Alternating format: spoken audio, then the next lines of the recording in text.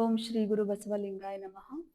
ಸೃಷ್ಟಿಕರ್ತ ಪರಮಾತ್ಮನನ್ನು ಬಸವಾದಿ ಶಿವಶರಣರನ್ನು ಹೃದಯ ಮಂದಿರದಲ್ಲಿ ಸ್ಮರಿಸಿ ಪೂಜ್ಯರ ಪಾದಗಳಲ್ಲಿ ಭಕ್ತಿಯ ಶರಣಗಳನ್ನು ಸಲ್ಲಿಸುತ್ತಾ ಈ ಬೆಳಗಿನ ಶುಭ ಸತ್ಸಂಗದಲ್ಲಿ ಭಾಗಿಯಾಗಿರ್ತಕ್ಕಂಥ ತಮ್ಮೆಲ್ಲರಿಗೂ ಭಕ್ತಿಯ ಶರಣಾರ್ಥಿ.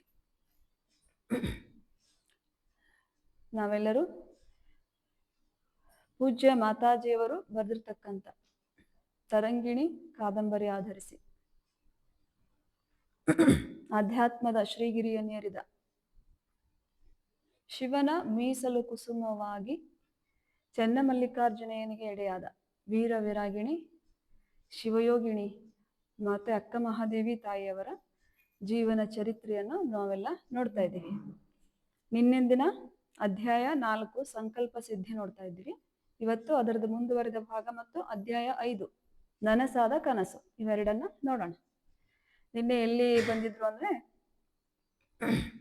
ಗುರುಗಳು ಪೂಜ್ಯ ಗುರುಲಿಂಗ ದೇವರು ಓಂಕಾರ ಶೆಟ್ಟಿ ಮತ್ತು ಲಿಂಗಮ್ಮನವರಿಗೆ ಏನು ಅವರಿಗೆ ಮಕ್ಕಳಾಗಿರೋದಿಲ್ಲಲ್ಲ, ಮಕ್ಕಳಿಗಾಗಿ ದೇವರ ಹತ್ರ ಸಂಕಲ್ಪ ಪೂಜೆ ಮಾಡ್ತಾ ಇದ್ರು. ಸೊ ಅದಕ್ಕೋಸ್ಕರ ಬೆಳಗ್ಗೆ ಬಿಂದು ಮಡಿಯುಟ್ಟು ಬೇಗ ಸಿದ್ಧರಾಗಿ ಮಠಕ್ಕೆ ಬರ್ಲಿಕ್ಕೆ ತಿಳಿಸಿದ್ರು. ಸರಿ ಆಯ್ತು ಅಂತ ಹೋಗಿದ್ರು. ಹಿಂದಿನ ದಿನ ಪ್ರಾರ್ಥನೆ ಮುಗಿಸ್ಕೊಂಡು ಇನ್ನ ಊರಲ್ಲಿ ಉಡುತಡಿ ಊರಲ್ಲಿ ಒಂದು 15-20 ಮಳೆ ಬಿಟ್ಟಿರ್ಲಿಲ್ಲ. ಧಾರಾಕಾರವಾಗಿ ಮಳೆ ಸುರಿತಾ ಇತ್ತು. ಸೂರ್ಯನ ಬೆಳಕನ್ನೇ ನೋಡಿರ್ಲಿಲ್ಲ ಊರಿನ ಜನ. ಹೊಲ ಗದ್ದೆಗಳ ಕೆಲಸ ಎಲ್ಲ ಹಾಗೆ ನಿಂತಿದ್ವು. ಅದು ಯೋಗ ಇವರ ಪೂಜೆಗೆ ಹೋಗೋ ದಿನ ಒಳ್ಳೆಯ ಬಿಸಿಲು, ಸೂರ್ಯೋದಯ ಆಯ್ತು. ಬೆಳಗ್ಗೆ ಸೂರ್ಯನ ಕಿರಣಗಳು ಪ್ರಕಾಶಮಾನವಾಗಿ ಬೆಳಗ್ತಾ ಇದ್ವು ಉಡುತಡಿ ಊರನ್ನ.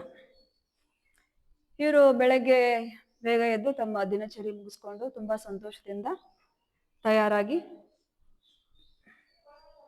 ಹೋಗ್ಲಿಕ್ಕೆ ರೆಡಿ ಆದ್ರು. ಯಾರು? ದಂಪತಿಗಳು, ಓಂಕಾರ ಶೆಟ್ಟಿ ಮತ್ತು ಲಿಂಗಮ್ಮ. ಹೀಗೆ ಹೋಗ್ತಿರ್ಬೇಕಾದ್ರೆ ಸೂರ್ಯನ ಬೆಳಕಿನ ಚುಕ್ಕೆಗಳು ಪ್ರಕಾಶಮಾನವಾಗಿ ಬೆಳಗ್ತಾ ಇರ್ಬೇಕಾದ್ರೆ ಇಬ್ರು ನಡ್ಕೊಂಡು ಹೋಗ್ತಿರ್ತಾರೆ. ಫಲಪುಷ್ಪದ ಹರಿವಾಣಗಳನ್ನ ಹಿಡ್ಕೊಂಡು ಹೋಗ್ತಾ ಇರುವಾಗ ಓಂಕಾರ ಶೆಟ್ಟಿ ಹೇಳ್ತಾನೆ, ಲಿಂಗ, ನೀನ್ ಎಷ್ಟು ಚೆನ್ನಾಗಿ ಕಾಣಿಸ್ತಾ ಇದೀಯಾ, ಇವತ್ತು ತುಂಬಾ ಸಂತೋಷವಾಗಿ ಕಾಣಿಸ್ತಿದೆಯಲ್ಲ, ನಿನ್ನ ಮುಖದಲ್ಲಿ ಆ ಸೂರ್ಯನ ಪ್ರಕಾಶಮಾನವಾದ ಚುಕ್ಕಿಗಳ ಬೆಳಕು, ಆ ಹೊಂಬೆಳಕನ್ನ ನಿನ್ನ ಮುಖದಲ್ಲಿ ನಾನು ಕಾಣ್ತಾ ಇದ್ದೀನಿ ಇವತ್ತು ಅಂತ ಹೇಳ್ತಾರೆ. ಅವಾಗ ಲಿಂಗಮ್ಮ ಹೇಳ್ತಾಳೆ, ಏನೋ ಗೊತ್ತಿಲ್ಲ ರೀ, ಏನೋ ನನಗೆ ತುಂಬಾ ಆನಂದ ಆಗ್ತಿದೆ. ನನಗೂ ಹಾಗೆ ಅನಿಸ್ತಿದೆ. ಆ ಸೂರ್ಯನ ಕಿರಣಗಳ ಹೊಂಬಣ್ಣವೇ ನನಗೆ ಇಷ್ಟು ಕಾಂತಿಯನ್ನ ತಂದು ಕೊಟ್ಟಿದೆ ಅಂತ ನನಗೆ ಅನಿಸ್ತಾ ಇದೆ ಇವತ್ತು ಅಂತ ತುಂಬಾ ಅನ್ಯೋನ್ಯವಾಗಿ ಪ್ರೀತಿಯಿಂದ ಮಾತಾಡ್ತಾ ಹೋಗ್ತಿರ್ತಾರೆ. ಹಾಗೆ ಹೇಳ್ತಿರ್ತಾರೆ. ಲಿಂಗಮ್ಮ, ಒಂದ್ ವಿಷಯ ಗೊತ್ತೇನ್ರಿ, ನಾನು ನಿನ್ನೆ ಒಂದು ಸೊಗಸಾದ ಕನಸನ್ನ ಕಂಡೆ. ರಾತ್ರಿ ಮಲಗಿದಾಗ ತುಂಬಾ ಸಂತೋಷ ಆಯ್ತು, ತುಂಬಾ ಆಶ್ಚರ್ಯನೂ ಆಗ್ತಿದೆ ಅಂತ ಹೇಳಿದಾಗ ಓಂಕಾರ ಶೆಟ್ಟಿ ಅವ್ರು ಹೇಳ್ತಾರೆ, ಹಾಗಾದ್ರೆ ನನ್ನ ಹತ್ರ ಹೇಳ್ಬೋದಲ್ಲ ಲಿಂಗ ಆ ಕನಸನ್ನ ಅಂತ ಹೇಳ್ತಾರೆ. ಇಲ್ಲ, ಅಲ್ಲಿ ಗುರುಗಳ ಹತ್ರ ಹೋಗ್ತೀನಲ್ಲ, ಅಲ್ಲೇ ಹೇಳ್ತೀನಿ, ಗುರುಗಳ ಮುಂದೆನೆ ಹೇಳ್ತೀನಿ ಅಂತ ಹೇಳಿದಾಗ ಸರಿ ಆಯ್ತು ಬಿಡು ಅಂತ ಹೇಳಿ ಬೇಗ ಮಠದ ಹತ್ರಕ್ಕೆ ಬರ್ತಾರೆ. ಮಠದ ಹತ್ರ ಬಂದಾಗ ಶಿವಪುತ್ರಪ್ಪ ಸೇವಕ ಇರ್ತಾನಲ್ಲ ಮಠದಲ್ಲಿ, ಅವನು ಕಾಯ್ತಾ ಇರ್ತಾನೆ ಇವ್ರ ದಾರಿ. ಸರಿ ಅವ್ರಿಗೆ ಸೂಚನೆ ಕೊಡ್ತಾನೆ, ಕಾಲ್ಗಳನ್ನ ತೊಳ್ಕೊಂಡು ಒಳಗಡೆ ಹೋಗಿ ಪೂಜಾ ಸಾಮಗ್ರಿಗಳನ್ನೆಲ್ಲ ನಾನು ತಯಾರು ಮಾಡಿದ್ದೀನಿ ಒಳಗಡೆ, ಗುರುಗಳು ಒಳಗಡೆನೆ ಇದ್ದಾರೆ, ಗಲಾಟೆ ಮಾಡ್ಬೇಡ್ರಿ, ನಿಧಾನಕ್ಕಾಗಿ ಹೋಗಿ ಕೂತ್ಕೊಳ್ರಿ ಅಂತ ಹೇಳಿದಾಗ ಆಯ್ತು ಅಂತ ಅವ್ರಿಗೆ ಒಪ್ಪಿಗೆ ಸೂಚಿಸಿ ಇಬ್ರು ದಂಪತಿಗಳು ಕಾಲ್ ತೊಳೆದುಕೊಂಡು ಪೂಜಾ ಕೋಣೆಯನ್ನ ಒಳಗಡೆ ಹೋಗ್ತಾರೆ. ಕೈಯಲ್ಲಿ ಫಲಪುಷ್ಪ, ಇಬ್ರು ಒಂದೊಂದು ಹರಿವಾಣದಲ್ಲಿ ಪೂಜಾ ಸಾಮಗ್ರಿಗಳನ್ನ, ಹಣ್ಣು ಹಂಪಲು ಎಲ್ಲ ಇಟ್ಕೊಂಡು, ಹೂವು ಅದೆಲ್ಲ ತಗೋಕೊಂಡು ಬಂದಿರ್ತಾರೆ. ಒಳಗಡೆ ಹೋಗಿ ಕೂತ್ಕೋತಾರೆ. ಒಳಗಡೆ ಪೂಜಾ ಕೋಣೆ ಅಂದ ತಕ್ಷಣ ನಿಮ್ಗೆ ಕಲ್ಪನೆ ಬರುತ್ತೆ. ಧೂಪ ಹಾಕಿರ್ತಾರೆ, ಒಳ್ಳೊಳ್ಳೆ ಸುವಾಸನೆ ಯುಕ್ತ ಊದ್ಬತ್ತಿಗಳನ್ನ ಹಚ್ಚಿರ್ತಾರೆ. ಏನೋ ಒಂದು ಪೂಜ್ಯ ಭಾವನೆ ಅಲ್ಲಿ, ಯಾವುದೋ ಒಂದು ಶಕ್ತಿಯಲ್ಲಿ ಆವಿರ್ಭಾವ ಆಗಿರುತ್ತೆ. ಒಳಗೆ ಹೋದ ತಕ್ಷಣ ಇವ್ರು ತುಂಬಾ ಸಂತೋಷ ಆಗುತ್ತೆ. ಗುರುಗಳು ಶಾಂಭವಿ ಮುದ್ರೆಯಲ್ಲಿ ಕೂತಿರ್ತಾರೆ.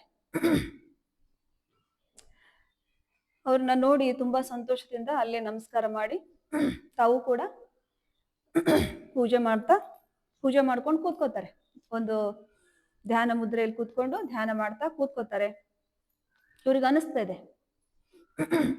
ಗುರುಗಳು ನೋಡಿ, ಗುರುಗಳ ಮುಖದಲ್ಲಿ ಇರ್ತಕ್ಕಂಥ ತೇಜಸ್ಸು, ಆ ಕಳೆಯನ್ನ ನೋಡಿ ತುಂಬಾ ಸಂತೋಷ ಪಡ್ತಾರೆ ಇಬ್ರು ಗಂಡ ಹೆಂಡತಿ. ಗುರುಗಳು ಏನೋ ನಮಗಾಗಿ ಏನೋ ಬಲವಾಗಿ ಪರಮಾತ್ಮನ ಮುಂದೆ ಪಡೆದೇ ತೀರ್ತಿನೆಂಬ ಛಲದಿಂದ ಕೂತ್ಕೊಂಡಿದ್ದಾರೆ ಅಂತ ಭಾಸ ಆಗುತ್ತೆ ಇಬ್ರು ಮನಸ್ಸಲ್ಲಿ. ಸರಿ ಆಯ್ತು, ಅವ್ರಿನ್ನು ಧ್ಯಾನದಲ್ಲೇ ಮಗ್ನರಾಗಿರ್ತಾರೆ, ಬಹಿರ್ ಪ್ರಪಂಚದಲ್ಲಿ ಇರೋದಿಲ್ಲ ಗುರುಗಳು. ಇವರು ಕೂಡ ಧ್ಯಾನದಲ್ಲಿ ಮಗ್ನರಾಗ್ತಾರೆ. ಹೀಗೆ ಪೂಜೆ ನಡೀತಾ ಇರುತ್ತೆ. ಗುರುಗಳ ಮನಸ್ಸಿನಲ್ಲಿ ಯಾವುದೋ ಒಂದು ತೇಜೋಮಯವಾದ ಬೆಳಕು ಮೇಲೆ ಹೋಗಿ ಆಕಾಶದಿಂದ ಇಳಿದು ಬಂದು, ದೊಡ್ಡದಾಗಿರುವಂತ ಬೆಳಕು ಬಂದು, ಅವ್ರೇನ್ ಪೂಜೆಗೆ ಇಟ್ಟಿರ್ತಾರಲ್ಲ ಕಲ್ಲು ಸಕ್ಕರೆ, ಆ ಕಲ್ಲು ಸಕ್ಕರೆಯಲ್ಲಿ ಬಂದು ಲೀನ ಆಗುತ್ತೆ. ಗುರುಗಳ ಹತ್ರ ಬಂದು, ಲಿಂಗದ ಹತ್ರ ಬಂದು ಆ ಕಲ್ಲು ಸಕ್ಕರೆಯಲ್ಲಿ ಲೀನ ಆಗುತ್ತೆ ಆ ಮಹಾ ಬೆಳಗು. ಅವ್ರಿಗೇನೋ ಒಂಥರ ಆನಂದ, ಏನೋ ಸಿದ್ಧಿ ಆಯ್ತು ನನಗೆ. ಅವ್ರದ್ದೊಂದು ಕಲ್ಪನೆ ಇರುತ್ತೆ. ಹೀಗೆ ಯಾರೋ ಗುರುಗಳು ಧ್ಯಾನದಲ್ಲಿ ಕೂತಾಗ ಏನೋ ಒಂದು ಸಂಕಲ್ಪ ಮಾಡ್ಕೊಂಡು ಕೂತಿರ್ತಾರೆ. ಆ ಮಹಾ ಬೆಳಗು ಬಂದು ಅವ್ರ ಹತ್ರ ಬಂದು ಸುಳಿದು ಹೋಗಿ ಆ ಕರುಣ ಪ್ರಸಾದವನ್ನ ಕೊಡ್ತಕ್ಕಂಥ ಪ್ರಸಾದದಲ್ಲಿ ಲೀನವಾದಾಗ, ಆಯ್ತು ನನ್ನ ಬಯಕೆ ಈಡೇರ್ತು, ನನ್ನ ಸಂಕಲ್ಪ ಸಿದ್ಧಿ ಆಯ್ತು ಅನ್ನೋ ಮನೋಭಾವದಲ್ಲಿ ಸಂತೋಷ ಪಡ್ತಾರೆ ಗುರುಗಳು. ಆವಾಗ ಬಹಿರ್ ಪ್ರಪಂಚಕ್ಕೆ ಬಂದು ಈ ದಂಪತಿಗಳೇನು ಇಬ್ರು ಕೂತಿರ್ತಾರಲ್ಲ ಎದುರುಗಡೆ ಪೂಜೆಗೆ, ಅವ್ರ ಕಡೆ ದೃಷ್ಟಿ ಬೀರ್ತಾರೆ. ದೃಷ್ಟಿ ಬೀರ್ದು ಅವ್ರಿಗೆ ಎಚ್ಚರ ಮಾಡಿಸಿ ಅವರನ್ನ ಹತ್ರ ಕರೀತಾರೆ.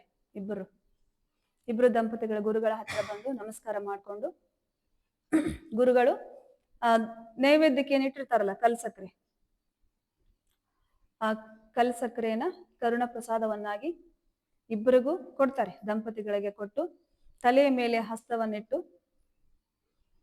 ಅವ್ರ ಏನು ಸಂಕಲ್ಪ ಸಿದ್ಧಿ ಆಗುತ್ತಲ್ಲ ಆ ಮಂತ್ರೋಪದೇಶವನ್ನ, ಅವ್ರಿಗೇನು ಆ ಶಕ್ತಿ ಬಂದಿರುತ್ತಲ್ಲ ಆ ಮಹಾ ಹೊಂಬೆಳಗಿನ ಶಕ್ತಿಯನ್ನ ಅವರು ತಮ್ಮ ಮಂತ್ರೋಪದೇಶದ ಮೂಲಕ ಅವರ ತಲೆಯ ಮೇಲೆ ಕೈ ಇಟ್ಟು ಆ ಶಕ್ತಿಯನ್ನ ಅವರಿಗೆ ಹರಿಸ್ತಾರೆ. ಹರಿಸಿದಾಗ ಅವರಿಗೆ ಲಿಂಗಮ್ಮನಿಗೆ ಯಾವುದೋ ಒಂದು ಜ್ಯೋತಿ ಬಂದು, ಅವ್ರಿಗೂ ಮನಸ್ಸಲ್ಲಿ ನಡೆದಿರುತ್ತೆ, ದೇವರ ಒಂದು ಕರುಣೆ ಹರಿತಾ ಇರುತ್ತೆ.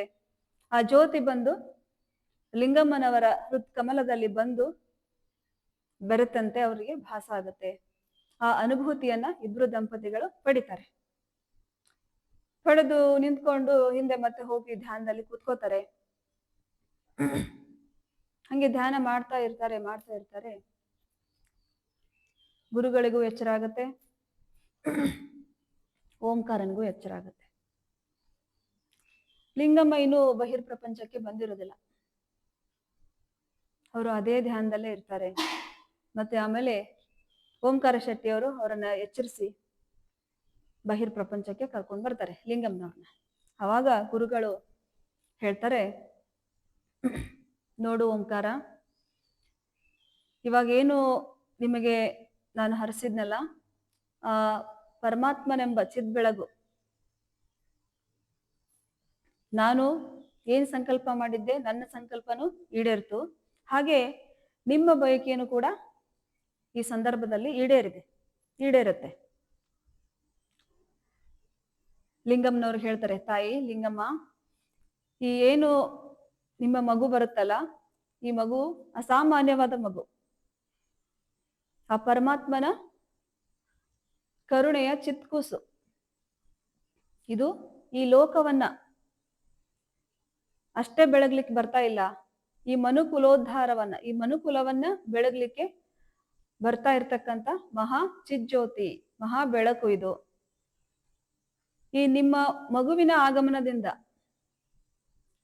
ನಿಮ್ಮ ಮಗುವಿಗಾಗಿ ನಾನು ಸಂಕಲ್ಪ ಮಾಡ್ಕೊಂಡಿದ್ರಿಂದ ನನಗೂ ಕೂಡ ಗುರು ಕಾರುಣ್ಯ, ಪ್ರಭು ಕಾರುಣ್ಯ ದೊರಕಿತು, ನಿಮ್ಮಿಂದ ನಮಗೆ ಇಂಥ ಸುಯೋಗ ದೊರಕಿತು ಅಂತ ಹೇಳ್ಬಿಟ್ಟು ತುಂಬಾ ಆನಂದವನ್ನ ವ್ಯಕ್ತಪಡಿಸ್ತಾರೆ ಗುರುಗಳು. ಅವಾಗ ಅವ್ರಿಗೂ ಕೂಡ ತುಂಬಾ ಸಂತೋಷ ಆಗುತ್ತೆ. ಮಾತಾಡ್ತಾ ಮಾತಾಡ್ತಾ ಅವರು ಸಾಯಂಕಾಲದಿಂದ ಪೂಜೆಗೆ ಕೂತ್ಕೊಂಡಾಗಿನಿಂದ ಏನು ಪ್ರಸಾದ ತೆಗೆದುಕೊಂಡಿರೋದಿಲ್ಲ ಗುರುಗಳು.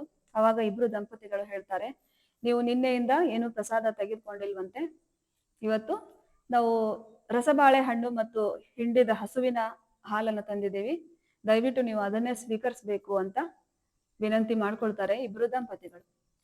ಸರಿ ಆಯ್ತು ಅಂತ ಅವರು ತಂದಂತ ಪ್ರಸಾದವನ್ನ ಸ್ವೀಕರಿಸ್ತಾ ಗುರುಗಳು ಹೇಳ್ತಾರೆ, ನೋಡು ಓಂಕಾರ, ಲೌಕಿಕವೇ ಆಗ್ಲಿ ಪಾರಮಾರ್ಥಿಕವಾಗ್ಲಿ ಯಾವುದೇ ಕ್ಷೇತ್ರದಲ್ಲಿ ನಾವು ಸಿದ್ಧಿಯನ್ನ ಪಡ್ಕೋಬೇಕಾದ್ರೆ, ನಮ್ಮ ಇಷ್ಟಾರ್ಥ ಸಿದ್ಧಿಯನ್ನ ಪಡ್ಕೋಬೇಕಾದ್ರೆ ದೇವರ ಒಂದು ಕರುಣೆ, ಬಲವಾದ ಸಾಕ್ಷಾತ್ಕಾರ ಇರ್ಬೇಕಾಗತ್ತೆ.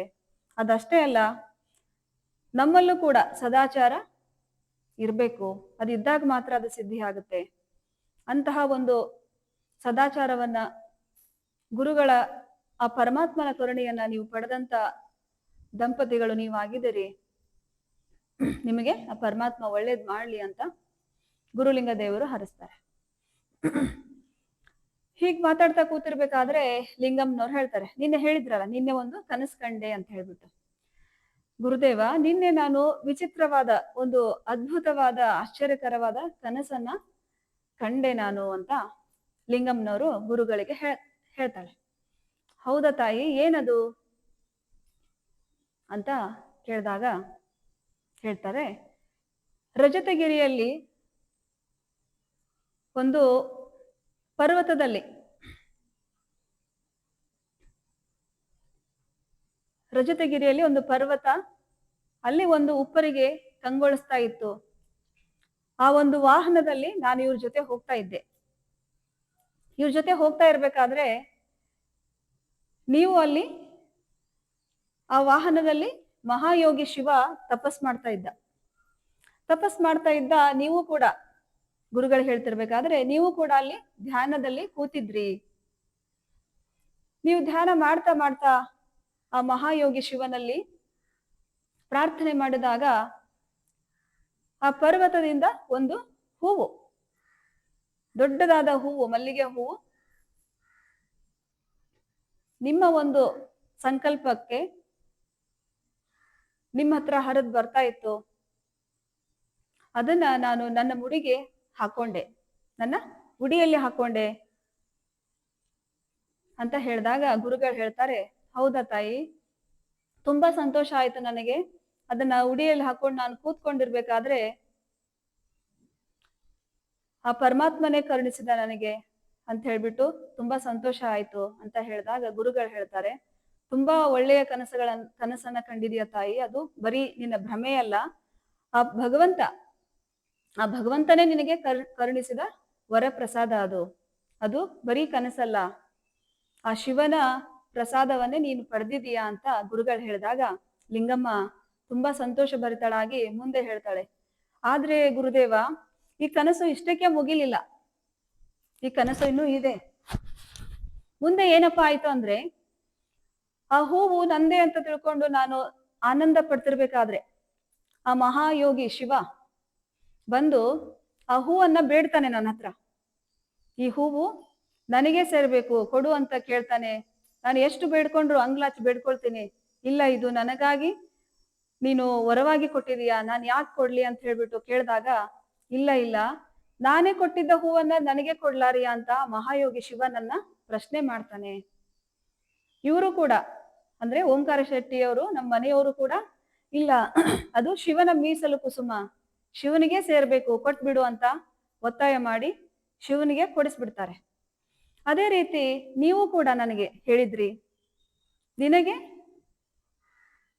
ಕರುಣೆ ಆಗಿರ್ತಕ್ಕಂಥ ಇವಾಗ ಏನು ಶಿಶು ಆಗುತ್ತಲ್ಲ ಆ ಮಗು, ಮತ್ತೆ ನೀನು ಆ ಶಿವನಿಗೆ ಅರ್ಪಿಸ್ಬೇಕು ಅಂತ ನೀವು ಕೂಡ ಹಾಗೆ ಹೇಳಿದ್ರಿ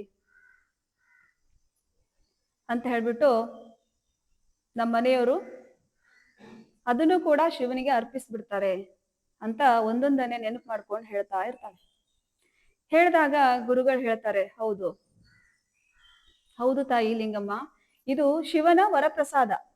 ಶಿವನಿಗಾಗಿಯೇ ಕೂಡ, ಶಿವನ ಕಾರಣಿಕ ಕನ್ಯೆ ಇದು, ಶಿವನಿಗಾಗೇ ಮೀಸಲಾಗಿರ್ತಕ್ಕಂಥ ಪ್ರಸಾದ ಇದು, ಅವನಿಗೆ ಮೀಸಲಾಗ್ಬೇಕು, ಇದು ನಿಯಮ ಇರೋದೇ ಹಾಗೆ ಅಂತ ಗುರುಗಳು ಹೇಳಿದಾಗ ಏನು ಮರು ಮಾತಾಡದೆ ಇಬ್ರು ದಂಪತಿಗಳು, ಆಯ್ತು ಗುರುಗಳೇ, ನೀವು ಹೇಳಿದ ಹಾಗೇನೆ ಆಗ್ಲಿ, ನಮಗೆ ಬಂಜೆ ಅನ್ನೋ ಪಟ್ಟ ಹೋದ್ರೆ ಸಾಕು, ಅದಷ್ಟೇ ನಮಗ್ ಬೇಕಾಗಿರೋದು, ಇನ್ನೇನು ಬೇಕಿಲ್ಲ ಅಂತ ತಿಳ್ಕೊಂಡು ಮನೆ ಕಡೆ ಹೆಜ್ಜೆ ಹಾಕ್ತಾರೆ ಇಬ್ರು ದಂಪತಿಗಳು. ಗುರುಗಳು ತಮ್ಮ ಪಾಡಿಗೆ ತಾವು ವಿಶ್ರಾಂತಿ ಹೋಗ್ತಾರೆ. ಇನ್ನ 5ನೇ ಅಧ್ಯಾಯ ನನಸಾದ ಕನಸು. ಇಲ್ಲೂ ಕೂಡ ಇನ್ನೇನು ಅವರಿಗೆ ಬೇಕಾಗಿದ್ದು ಬಂಜೆ ಅಂತಕ್ಕಂಥ ಪಟ್ಟ ಹೋಗ್ಬೇಕು. ಇದೇ ಒಂದು ವಿಷಯದಲ್ಲಿ ತುಂಬಾ ಸಂತೋಷವಾಗಿ ಜೀವನ ನಡೀತಾ ಇರುತ್ತೆ, ದಿನಗಳು ಉರುಳುತ್ತೆ, ತುಂಬಾ ಸಂತೋಷದಿಂದ ಇರ್ತಾರೆ. ಅವರಿಗೆ ಗುರು ಕಾರುಣ್ಯ ಆಗಿರುತ್ತೆ, ಮಗು ಆಗುತ್ತೆ ಅನ್ನೋ ಭರವಸೆ ಮೂಡುತ್ತೆ, ತುಂಬಾ ಸಂತೋಷವಾಗಿ ಜೀವನ ನಡೆಸ್ತಾ ಇರ್ತಾರೆ. ಒಂದು ದಿನ ಹೀಗೆ ಪೂಜೆ ಮಾಡ್ತಿರ್ಬೇಕಾದ್ರೆ ಓಂಕಾರ ಶೆಟ್ಟಿ ಅವರು ಲಿಂಗಮ್ಮನವ್ರಿಗೆ ಹೇಳ್ತಾರೆ, ಆಕೆಯ ಓಡಾಟವನ್ನ ಏನೋ ಅವಳಲ್ಲಿ ಬದಲಾವಣೆ ಆಗ್ತಾ ಇರುತ್ತೆ.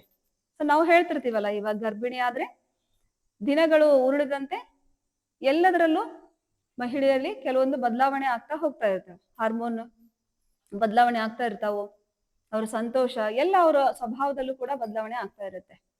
ಹೀಗೆ ಅವಳಲ್ಲಿ ಆಗಿರ್ತಕ್ಕಂಥ ಬದಲಾವಣೆಯನ್ನ ನೋಡ್ತಾ ನೋಡ್ತಾ ಒಂದಿನ ಓಂಕಾರ ಶೆಟ್ಟಿ ಹೇಳ್ತಾನೆ, ಹೆಂಡತಿ ಜೊತೆ ಮಾತಾಡ್ತಾ ಇರ್ಬೇಕಾದ್ರೆ, ಲಿಂಗ ನೋಡು, ಆ ಶರಣರು, ಬಸವಾದಿ ಶರಣರು ಹೇಳ್ತಾರಲ್ಲ, ಸತಿಪತಿಗಳ ಒಂದಾದ ಭಕ್ತಿ ಹಿತವಾಗಿಪ್ಪದು ಶಿವಂಗೆ, ಅವರ ಹೇಳ್ತಕ್ಕಂಥ ನುಡಿ ನಿನಗೆ ತುಂಬಾ ಚೆನ್ನಾಗಿ ಹೊಂದಿಕೆ ಆಗುತ್ತೆ ನೋಡು. ಅಂದ್ರೆ ನೀನು ನನಗೆ ಎಲ್ಲ ಯಾವಾಗ್ಲೂ ಹೇಳ್ತಿರ್ತಾರೆ, ಕೆಲವೊಬ್ರು ಹೇಳ್ತಿರ್ತಾರೆ, ಸತಿ ಯಾವಾಗ್ಲೂ ಹೆಂಡತಿ ಗಂಡನ ಮಾತು ಕೇಳಲ್ಲ, ಯಾವಾಗ್ಲೂ ಅವಳ ಗಂಡನ ವ್ಯವಹಾರಕ್ಕೆ ಯಾವಾಗ್ಲೂ ವಿರೋಧ ಇರ್ತಾಳೆ, ಏನಾದ್ರೂ ಸಾಧಿಸ್ಬೇಕಾದ್ರೆ ಅಡ್ಡಗಾಲ್ ಹಾಕ್ತಾಳೆ ಅನ್ನೋ ಮಾತು ಅದೆಲ್ಲ ಸುಳ್ಳು. ನೀನು ನನ್ನ ಜೀವನದಲ್ಲಿ ಪ್ರತಿಯೊಂದು ವಿಷಯದಲ್ಲೂ ನನಗೆ ಮಾರ್ಗದರ್ಶಕಿ ಆಗ್ತಿದೆ, ನಾನು ಏನಾದ್ರೂ ತಪ್ಪು ಮಾಡಿದಾಗ ಮಾರ್ಗದರ್ಶನ ಮಾಡ್ತೀಯಾ, ಒಬ್ಬ ಗುರು ಆಗ್ತೀಯಾ, ಹೆಂಡತಿಯಾಗಿ ನನಗೆ ಎಲ್ಲ ಸುಖವನ್ನು ಕೊಡ್ತೀಯಾ, ಎಲ್ಲ ವಿಷಯಗಳಲ್ಲೂ ನನಗೆ ತುಂಬಾ ಸಹಕಾರ ನೀಡುವಂತಹ ಇಂತಹ ಪತ್ನಿಯನ್ನು ಪಡೆದ ನಾನೇ ಧನ್ಯ, ಆ ಶರಣರು ಹೇಳ್ತಕ್ಕಂಥ ನುಡಿಗೆ ನೀನು ಜ್ವಲಂತ ಸಾಕ್ಷಿಯಾಗಿದೀಯಾ, ನಿನ್ನಂತ ಹೆಂಡತಿ ಪಡೆದ ನಾನೇ ಧನ್ಯ ಅಂತ ತಿಳ್ಕೊಂಡು ಹೆಂಡತಿಯ ತಲೆಯನ್ನು ನೇವರಿಸ್ತಾ ತುಂಬಾ ಸಂತೋಷವನ್ನ ವ್ಯಕ್ತಪಡಿಸ್ತಾನೆ.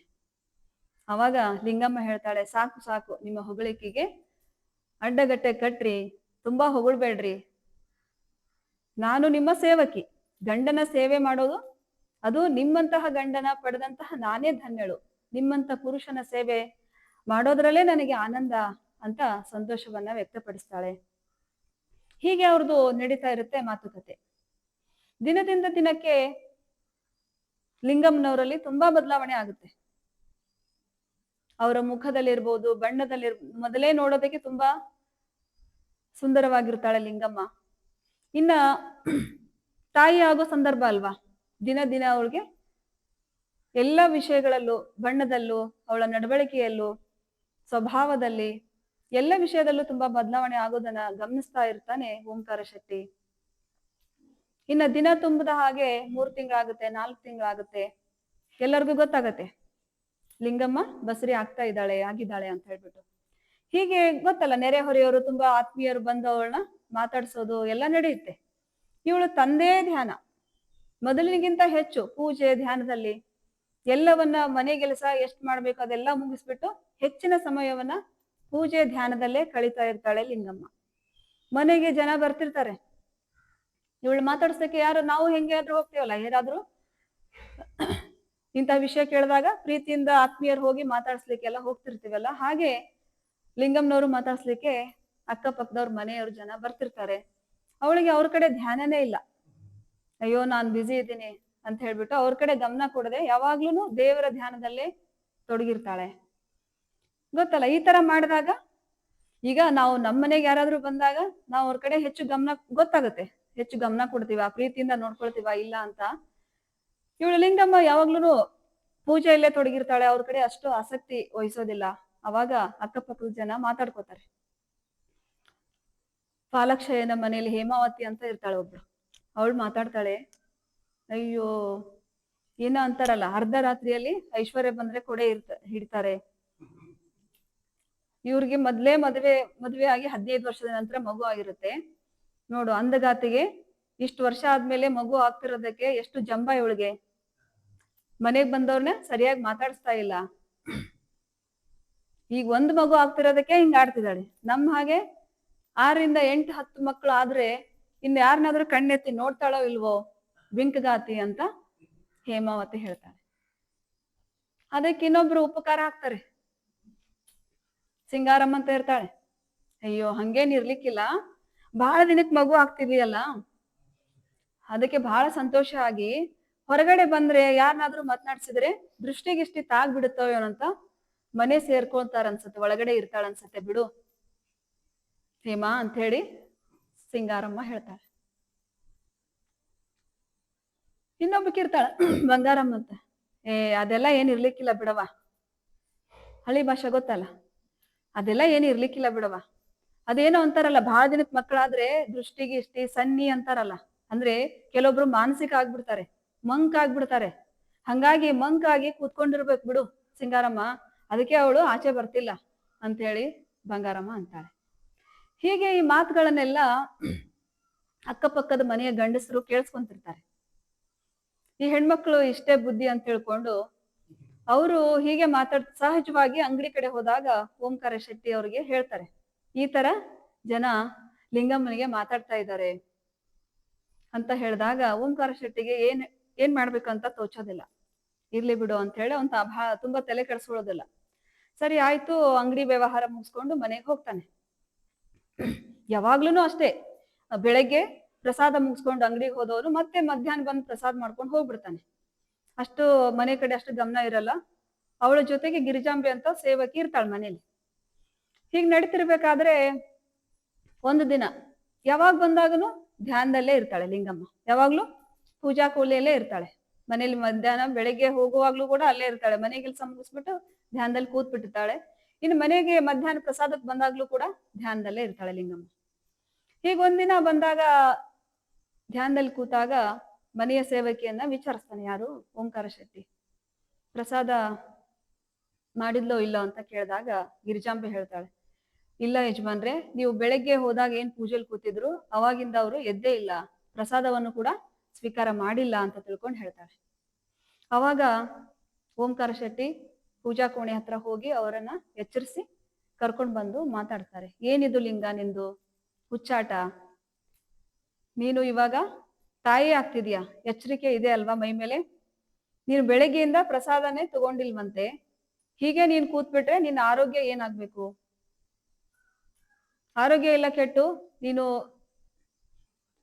ವೀಕ್ನೆಸ್ ಬಂದ್ರೆ ಏನ್ ಮಾಡೋದು ಅಂತ ಜೋರಾಗಿ ತುಂಬಾ ಆತಂಕದಿಂದ ಕೇಳಿದಾಗ, ಯಾಕಿಷ್ಟು ಸಿಟ್ಟು ಮಾಡ್ಕೋತಿದ್ದೀರಿ, ಉದ್ವೇಗ ಪಡ್ತಿದ್ದೀರಿ? ನಾನ್ ಪ್ರಸಾದ ತೆಗೆದುಕೊಂಡಿಲ್ಲ ಅಂತ ಹೇಳಿ ನನ್ನ ಹತ್ರ ಏನ್ ಶಕ್ತಿಗೆ ಏನ್ ಕೊರತೆ ಆಗಿದೆ? ನನ್ನ ನೋಡ್ರಿ. ತುಂಬಾ ಸಂತೋಷವಾಗಿ ಆತ್ಮೀಯವಾಗಿ ಹೇಳ್ತಾಳೆ, ನನ್ನ ನೋಡ್ರಿ ಎಷ್ಟು ಶಕ್ತಿ ಇದೆ, ನನಗ್ ಶಕ್ತಿ ಏನು ಕೊರತೆ ಆಗಿಲ್ಲ, ನೀವೇನು ಚಿಂತೆ ಮಾಡ್ಬೇಡಿ. ಪ್ರಸಾದ ತೆಗೆದುಕೊಳ್ಳದೆ ಇದ್ರು ಕೂಡ ನನ್ನಲ್ಲಿ ಶಕ್ತಿ 100 ಮಡಿ ಆಗಿದೆ, ನೀವೇನು ಚಿಂತೆ ಮಾಡ್ಲಿಕ್ಕೆ ಹೋಗ್ಬೇಡಿ ಅಂತ ತಾನೇ ಅವಳ ಓಂಕಾರ ಶಕ್ತಿಯನ್ನ ಸಂತೈಸಿ ಲಿಂಗವನ್ನ ಕೊರಳಲ್ಲಿ ಹಾಕೋತಾಳೆ. ಅಂದ್ರೆ ಪೂಜೆ ಕೂತಿದ್ಲಲ್ಲ ಧ್ಯಾನಕ್ಕೆ, ಅದನ್ನ ಕೊರಳಲ್ಲಿ ಹಾಕೊಂಡು ಎದ್ದೇಳ್ತಾಳೆ. ಸರಿ ಸರಿ ಬನ್ರಿ ಪ್ರಸಾದ ಮಾಡೋಣ ಅಂತ ತಿಳ್ಕೊಂಡು ಗಂಡನ್ ಕರ್ಕೊಂಡು ಹೋಗಿ ಪ್ರಸಾದಕ್ಕೆ ಅಣಿ ಮಾಡ್ತಾಳೆ. ಹೀಗೆ ನಡೀತಿರ್ಬೇಕಾದ್ರೆ ಓಂಕಾರ ಶೆಟ್ಟಿಗೆ ಅನಿಸುತ್ತೆ ಮನಸ್ಸಲ್ಲಿ, ಇಲ್ಲ ಲಿಂಗ ಹೇಳೋದೇನು ಸರಿ ಇದೆ, ಪ್ರಸಾದ ಸೇವನೆ ಮಾಡೋದು ಕಡಿಮೆ ಆಗಿದ್ರು ಕೂಡ ಅವಳಲ್ಲಿ ಶಕ್ತಿ ಉತ್ಸಾಹಕ್ಕೆ ಏನು ಕೊರತೆ ಆಗಿಲ್ಲ. ಆದ್ರೂ ಯಾಕೋ ಮನಸ್ಸಲ್ಲಿ ಆತಂಕ ಆಗ್ತಿದೆ, ಗುರುಗಳನ್ನ ಕೇಳ್ಬಿಡೋಣ ಅಂತ ತಿಳ್ಕೊಂಡು ಮಠದ ಕಡೆ ಹೋಗ್ತಾನೆ. ಗುರುಗಳಿಗೆ ಕೇಳ್ತಾನೆ, ಗುರುಗಳೇ ಹೀಗಾಗ್ತಿದೆ, ಲಿಂಗ ಏನು ಹೊಟ್ಟೆಗೆ ಪ್ರಸಾದ ತೆಗೆದುಕೊಳ್ಳೋ ಏನು ಗಮನನೇ ಇಲ್ಲ, ಅವಳಿಗೆ ಯಾವಾಗ್ಲೂ ಪೂಜೆ ಧ್ಯಾನದಲ್ಲೇ ಇರ್ತಾಳೆ, ಏನ್ ಮಾಡೋದು ಇದಕ್ಕೆ ಅಂತ ಹೇಳ್ಬಿಟ್ಟು ಕೇಳಿದಾಗ ಗುರುಗಳು ಹೇಳ್ತಾರೆ, ಓಂಕಾರ ನೀನೇನು ಆತಂಕ ಪಡ್ಬೇಡ, ಅದು ಏನು ಈಗ ಹೊಟ್ಟೆಯಲ್ಲಿ ಬೆಳೀತಾ ಇದೆಯಲ್ಲ ಆ ಚಿತ್ಪಿಂಡದ ಪ್ರಭಾವ, ಆ ಮಗುವಿನ ಪ್ರಭಾವ, ಆ ಮಗುವಿನ ಸ್ವಭಾವವನ್ನ ಆ ತಾಯಿಯ ಮೂಲಕ ಅದು ತೋರಿಸ್ತಾ ಹೋಗುತ್ತೆ. ಅದು ಅಸಾಮಾನ್ಯವಾದ ಚಿತ್ಪಿಂಡ, ನೀನೇನು ಕೊರಗಬೇಡ, ಏನೂ ಆಗೋದಿಲ್ಲ ಲಿಂಗಮ್ಮನಿಗೆ, ಅವಳ ಪಾಡಿಗೆ ಅವಳನ್ನ ಪೂಜೆ ಮಾಡಕ್ ಬಿಟ್ಬಿಡು, ಅವಳಿಗೇನ್ ಬೇಕೋ ಅದಕ್ಕೆ ಸಹಕಾರ ನೀಡು ಅಂತ ತಿಳ್ಕೊಂಡು ಸಮಾಧಾನ ಮಾಡಿ ಹೇಳಿ ಕಳಿಸ್ತಾರೆ ಓಂಕಾರ ಶೆಟ್ಟಿಗೆ. ಅವಾಗ ಅವನಿಗೆ ಸಮಾಧಾನ ಆಗುತ್ತೆ. ಹೀಗ್ ನಡೆಯುತ್ತೆ. ಒಂದ್ ದಿನ ಮಾತುಕತೆ ಆಗ್ತಿರ್ಬೇಕಾದ್ರೆ ಓಂಕಾರ ಶೆಟ್ಟಿಗೆ ಹೇಳ್ತಾರೆ ಗುರುಲಿಂಗ ದೇವರು, ಸರಿ ಇನ್ನ ದಿನಗಳು ತುಂಬ್ತಾ ಬರುತ್ತೆ, ಒಂದ್ ವಿಷಯ ನಿಮ್ಗೆ ಹೇಳೋದ್ ಮರ್ತಿದ್ದೆ ಓಂಕಾರ. ಈಗ ಏನು ಮಗು ಲಿಂಗಮ್ಮನಿಗೆ 8 ತಿಂಗಳಾದಾಗ ಗರ್ಭಕ್ಕೆ ಲಿಂಗ ಧಾರಣೆ ಮಾಡ್ಬೇಕು, ಗರ್ಭ ಸಂಸ್ಕಾರ ಮಾಡ್ಬೇಕು. ಅಂದ್ರೆ ತಾಯಿಯಿಂದ ಹೇಗೆ ಮಗು ಆಹಾರವನ್ನ ಪಡೆಯುತ್ತೆ, ಹಾಗೆ ಧರ್ಮ ಸಂಸ್ಕಾರವನ್ನು ಕೂಡ ಗರ್ಭದಲ್ಲಿರುವಾಗ್ಲೇನೆ ಪಡಿಬೇಕಾಗುತ್ತೆ.